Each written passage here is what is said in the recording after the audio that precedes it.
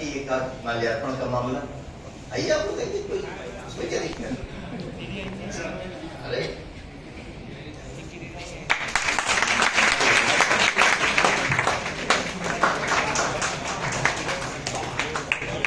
ये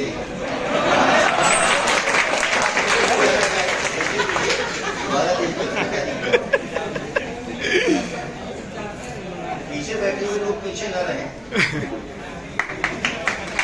ताली जाओ भाई, ताली जाओ, ताली जाओ, ताली जाओ। ये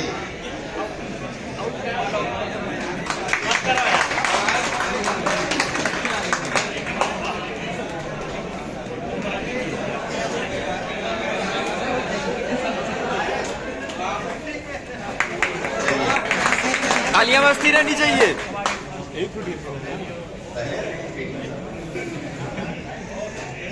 तो ये सामान्य तारीखें कुछ होती है, इसका तात्पर्य सिर्फ इतना है कि हम सब लोग जो स्व अर्जित चीज होती, अर्जित किया है इन्होंने, हम सब लोग पढ़ लिख कर अपनी मेहनत से, अपनी क्षमता से समाज के अंतर्गत एक स्थान अर्जित करते हैं। ये स्वनिर्मित व्यक्तित्व होता है और इसीलिए इतना लंबा समय हो गया सर्विस का और अभी भी वही सहजता। तो मैंने इस चीज को फील किया कि केवल व्यक्ति इस पूरी परीक्षा के अंतर्गत पास ही नहीं होता है, बल्कि अपने व्यक्तित्व का भी और निर्माण करता है।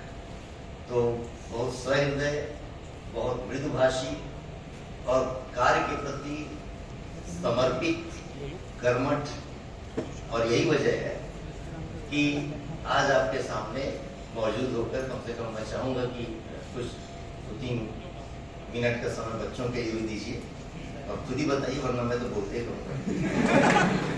2010 में हम जब दिल्ली में, तो तब से साथ लगातार इस मामले में बना हुआ है। ठीक है, चलिए, बहुत बहुत धन्यवाद।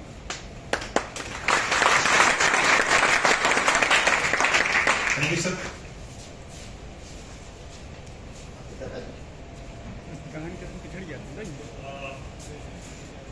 सर ने मेरे बारे में तो काफी बताया, मतलब इतना खुश है, मैं भी एक्सपेक्ट नहीं कर रहा था। लेकिन गुरु जो है वही छात्र की असली पहचान कर सकता है। जैसे जौहरी जो है हीरे की पहचान कर सकता है, उस तरह से तो जो भी सर ने कहा होगा निश्चित रूप से वो सर का आकलन है और वो सही भी होगा। बहुत ही कम समय मतलब में जनरली सर ने जैसा कहा कि चूंकि छात्र जीवन में एक लंबा समय रहा, तो बहुत सारी समस्याओं को देखा, उनको सॉल्व किया, बहुत सारे मित्र रहे, उनकी भी समस्याओं को सॉल्व किया। काफी हद तक जो हमारे साथ लोग थे सभी लोग सफल हो गए, ये बड़ी बात है। आप लोगों के अगर सर, मुझे लगता है कि मुझे बहुत अच्छा लगता है अगर कोई क्वेश्चन हो आपका, अगर कोई व्यक्तिगत इस तरह की कोई बात हो, अगर कोई पूछना चाहे तो हम अपने अनुभव से आपको कुछ बता सकते हैं।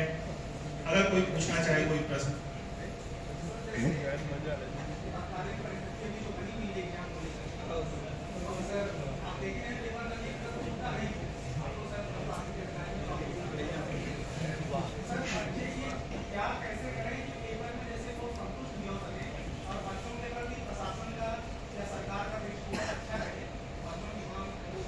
वैसे मैं चाहूंगा कि ऐसे मुद्दों पर ये प्लेटफॉर्म नहीं है।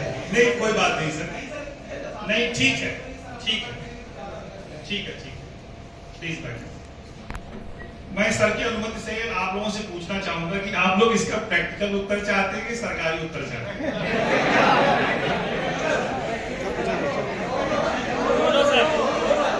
अच्छा, तो प्रैक्टिकल उत्तर पहले बता देता हूं। कितने लोग जो हम लोग तैयारी करते हैं कॉम्पिटिटिव एग्जाम की, कंपटीशन कहते हैं इसको, इसका असली मतलब क्या होता है? नहीं, इस कंपटीशन शब्द का क्या मतलब है? हिंदी नहीं पूछ रहा हूँ, इसका तात्पर्य क्या है, भावार्थ क्या है? What is the real meaning of this word? जो योग्य होगा चुना कंपटीशन। जो योग्य होगा चुना जाएगा। जो योग्य होगा चुना जाएगा। देखो यही एक टेस्ट हो गया। आप कंपटीशन को कैसे देखते हो? इसी क्लास में कंपटीशन का कोई और मीनिंग बता सकता है? बहुत बढ़िया। जैसे बेहतर से बेहतर, ये भी एक मीनिंग है।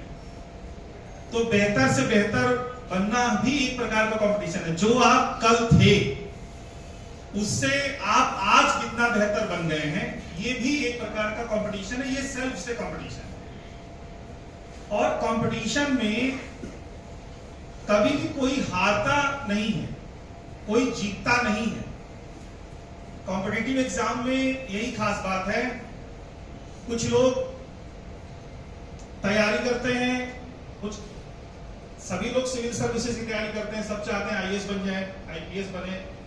वो भी लोग परीक्षा देते हैं, कुछ सफल होते हैं वहां, कुछ स्टेट में सफल होते हैं, कुछ अदर सर्विसेज में सफल होते हैं।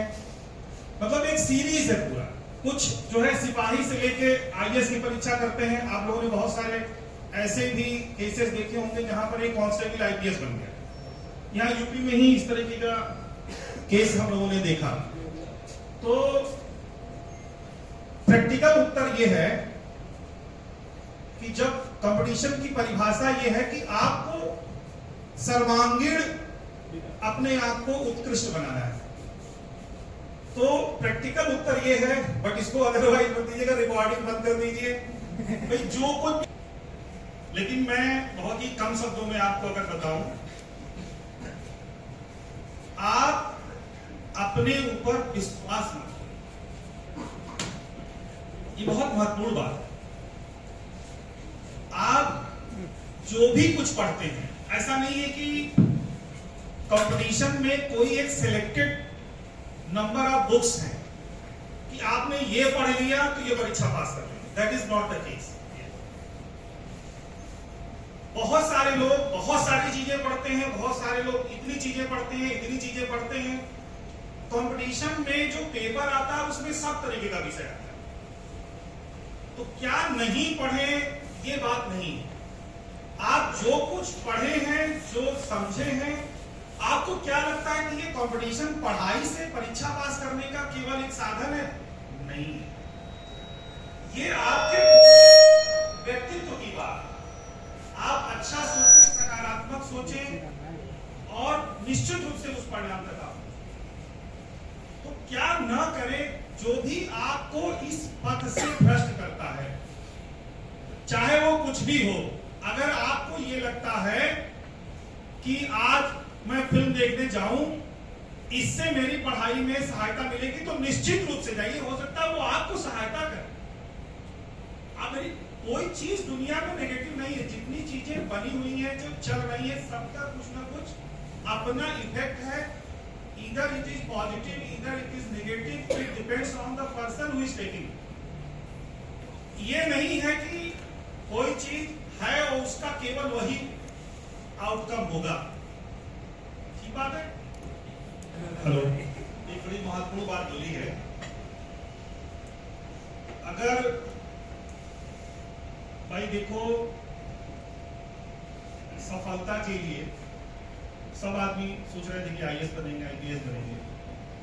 बहुत सारे लोग ऐसे हैं जो अदर कैडर में आईएएस आईपीएस बन गए और बड़े खराब पोजीशन।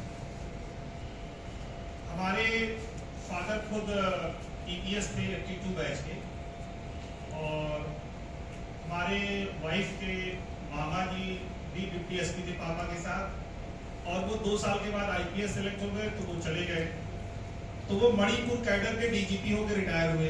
लेकिन मणिपुर में कौन गया उनके यहाँ, किसने देखा? तो वो कोई है। मतलब मैं एक आपको बात बता, तो एक सेटिस्फैक्शन है कि यूपी में पीसीएस पास किया, यहीं पर हैं। तो बहुत सारे ऐसे लोग हैं जिनको इमीडिएट मैं रिलीफ दे पाता हूँ। मैंने बहुत सारे लोगों की मदद करी स्टूडेंट लाइफ में। जैसा सर कह रहे हैं, वो तो खैर एक बड़ा अलग टाइप का था। अब इसको तो मैं नहीं कहूँगा, कोई रिग्रेट नहीं है, लेकिन स्टूडेंट लाइफ में मतलब हम लोग की पोजीशन ऐसी थी कि हम लोग छोटे छोटे नेता हुआ करते, मतलब पूरे मोहल्ले के लोगों को लेकर जो है।